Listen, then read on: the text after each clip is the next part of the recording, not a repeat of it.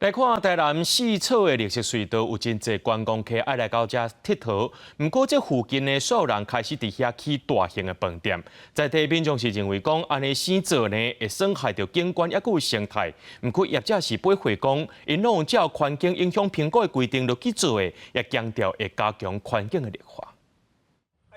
两边青景入面海加东，人亲像伫咧树林内共款。这项合作是台版亚马逊河的四侧绿色隧道，诚侪侪人来这坐船啊看美景。不过民众反映，即摆坐点船顶煞远远地咱看到边仔咧起大型旅馆，因认为破坏原始的景象。其实旅馆起头要起的时，在地人赞声望带动地方发展。这组议员接到居民定情，惊在地生态受冲击。看到讲遐建筑物啥话，我拢遐济，即马就较无像。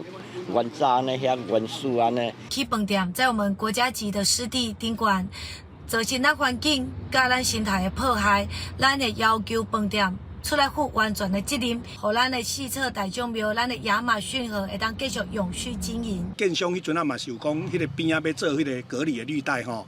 啊，是毋是这个部分会当提早来做？这条有8栋历史的隧道，总长900公尺，生态真丰富。针对附近开发案的争议，业者回应工程拢照当初环境影响评估内容落去做的，嘛不会讲设计图本正就规划伫咧隧道迄边加强绿化，只是也未做好势尔。市府表示，除了会严格把关旅馆登记，到时嘛邀请相关单位到场会勘。 当地的居民还就相关单位有在反映，我们的进度会调整成绿色隧道那一侧植栽，我们会先进行施作。我这边工地排程排起来最快，那乔木施作起来最快会落在11月左右可以完成。未来要向本局申请旅馆业登记，本局也会逐一核对相关许可应办事项是否都办理。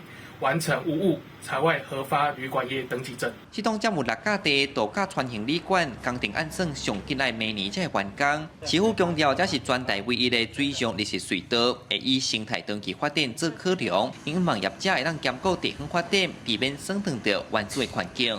记者李上台南采访报道。